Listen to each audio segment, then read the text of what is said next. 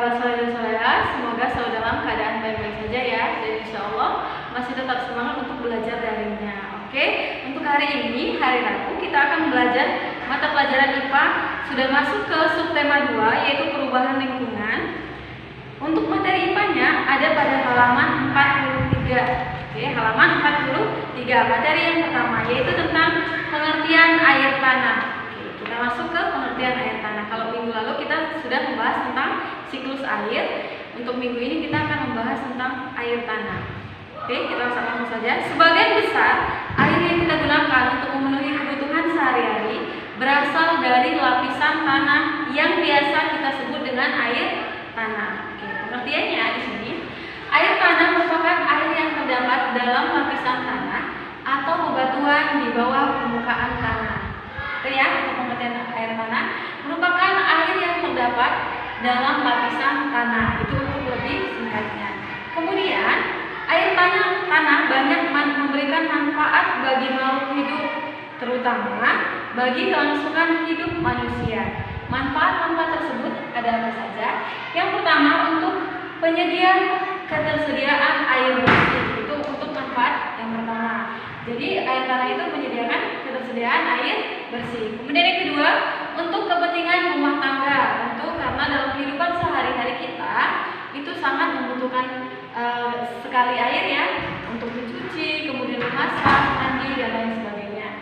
Dan yang ketiga, untuk kebutuhan industri. Jadi segala aktivitas manusia yang berkaitan dengan kebutuhan manusia itu sendiri, contohnya untuk kebutuhan industri yang ada pada industri untuk pembuatan barang, itu memerlukan ketersediaan air tanah.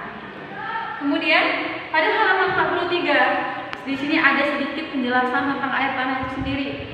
Kita baca bareng-bareng ya. Silakan kalian buka bukunya. Air tawar yang ada di permukaan bumi sebagian besar berupa air tanah. Sebagian besar ya.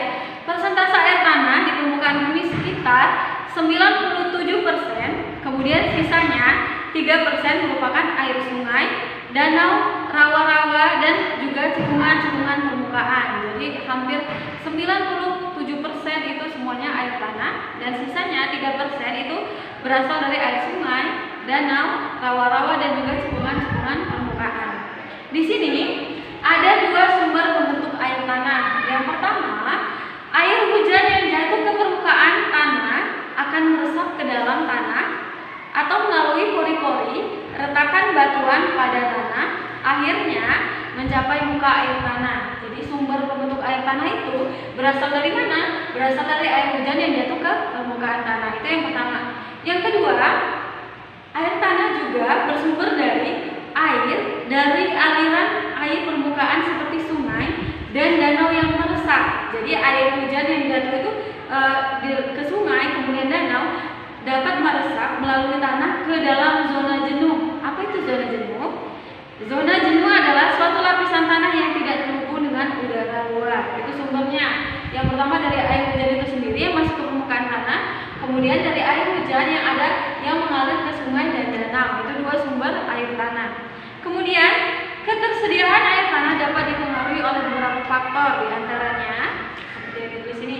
Yang pertama yaitu curah hujan. Curah hujan dapat mempengaruhi ketersediaan air tanah karena sumber air tanah utamanya itu berasal dari air hujan yang turun.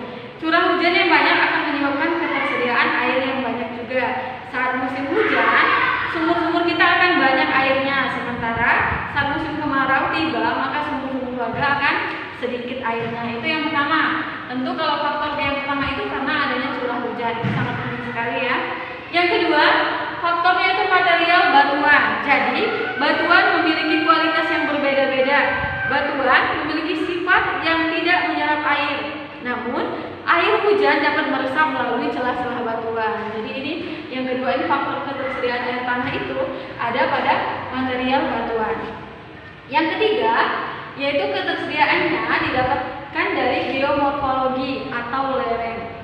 Air tanah akan mudah tersimpan apabila permukaan tanah datar atau memiliki tingkat kemiringan yang rendah. Apabila tanah tempat air terserap tersebut miring, maka akan kemungkinan air mengalir ke bawah meski di bawah permukaan tanah.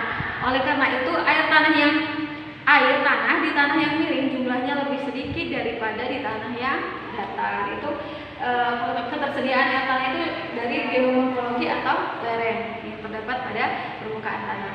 Kemudian yang keempat yaitu vegetasi. Apa itu vegetasi? Yaitu berupa pepohonan atau rumput-rumputan yang berada di atas permukaan tanah. Misalnya kita menanam pohon yang fungsinya untuk menyerap air hujan yang turun, kemudian disimpan di dalam tanah, dan tanah itu telah menguncinya. Ketika banyak pepohonan, maka air juga banyak di dalam tanahnya.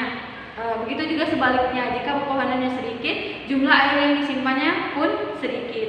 Air tanah yang disimpan di daerah banyak pepohonan akan bertahan lebih lama sehingga bisa menjadi cadangan air ketika musim kemarau datang. Itu tadi ya, faktor-faktor ketersediaan air tanah itu ada dari curah hujan, kemudian dari material batuan yang ada di permukaan tanah, kemudian ada geomorfologi atau lereng, dan yang keempat vegetasi atau pepohonan dan rumput-rumputan yang ada pada permukaan tanah. Oke, itu untuk materi yang pertama. Materi yang kedua akan disampaikan oleh Umi Yuni.